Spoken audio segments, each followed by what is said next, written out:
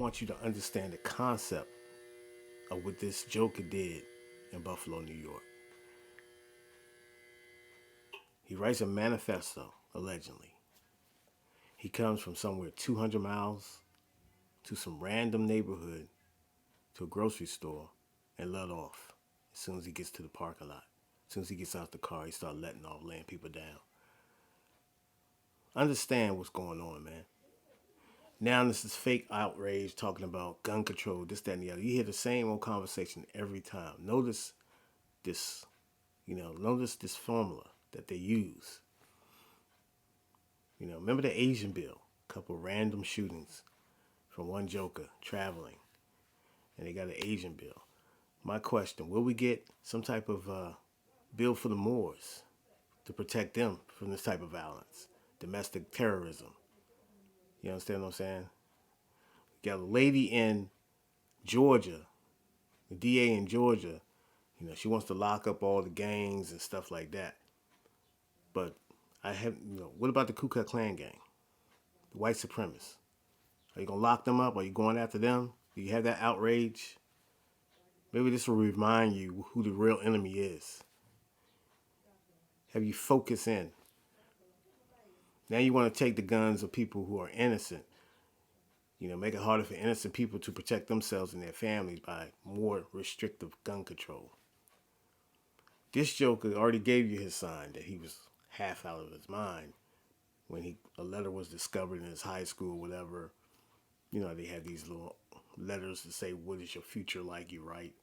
And he already got peeped out, saying that he wanted to commit suicide, mass murder. So they investigated that. Nothing came out of that. And so here you go. You let the time bomb out. Time bomb still getting more fuel over the internet. He did this online like it was like a regular, like you do one of these, you're a gamer. He did this online. They want to take your guns. They want to have fake outrage. Listen to all the fake outrage. It's already being planned by the media, the mainstream media. We got to get we got to get the Congress involved. What are they going to do? They can't agree on anything. They can't agree on taking your money.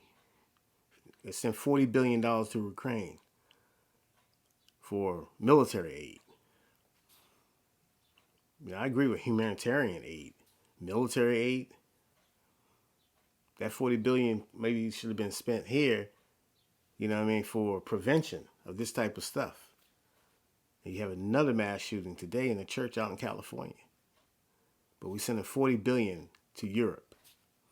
The fleecing just keeps continuing. It continues all the way around the board. Everybody's getting rich. The poor people in Buffalo had no protection. They had one security guard out there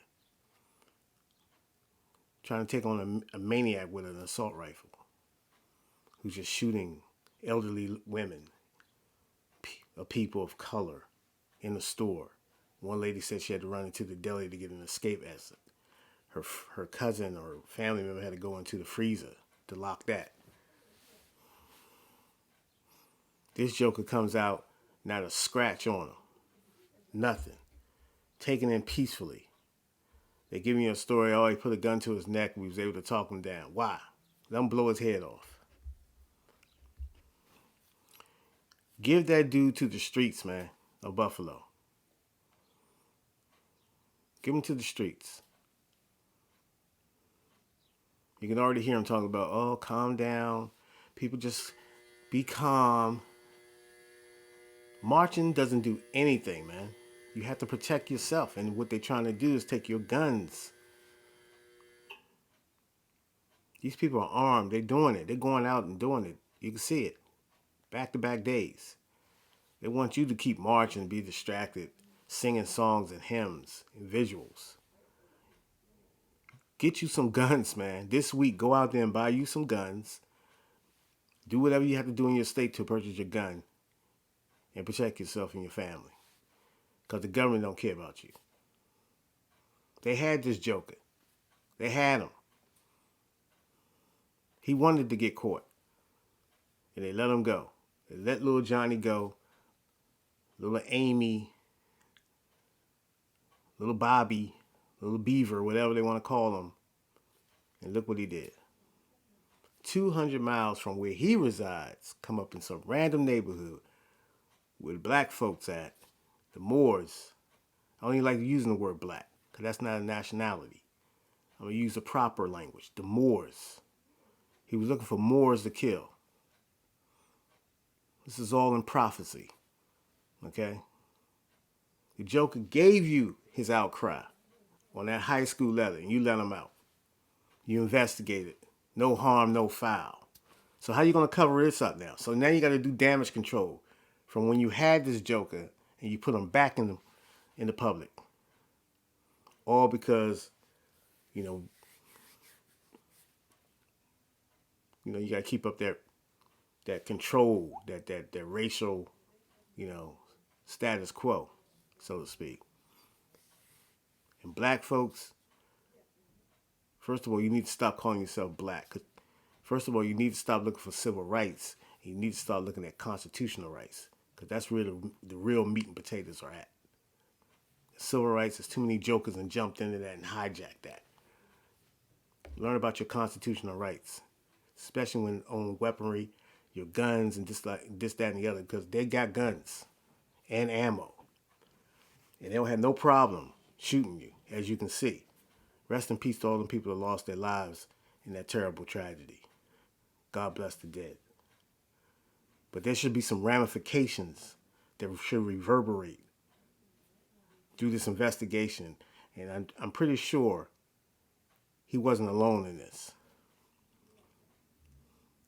Allegedly, he was out in front of the store the night before, the evening before.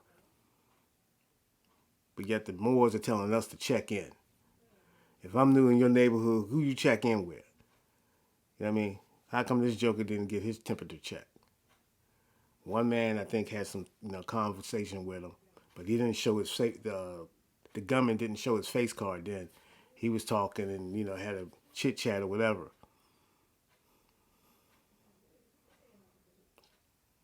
So he didn't want no confrontation with the brother. So he come back the next day, armed to the teeth, and start blasting and start dumping inside the store. This is where we at. All because of the black man. All because we're brown, our skin, whatever. And they telling us to be calm. We don't want vengeance. Yeah. We continue to sing songs and hold visuals and all that, man. But somebody got to take up arms and protect the neighborhood instead of destroying the people inside the neighborhood with these petty beefs that you do. You need to really be on point, because there's only one man that was able to pull the strap out. The rest of us think somebody else going to protect us. We walking around don't have a strap on us at all, because we are obeying the law. We are trying to obey the law. We're trying to do it the right way. But I guarantee you, if them people would have been armed, some of them was able to have a license to carry, I guarantee you, some would have been put down. Some would have been put down. That's for sure. He daggone sure wouldn't have been able to enter a police car after the fact, all calm and no scratch on him. He wasn't stomped out.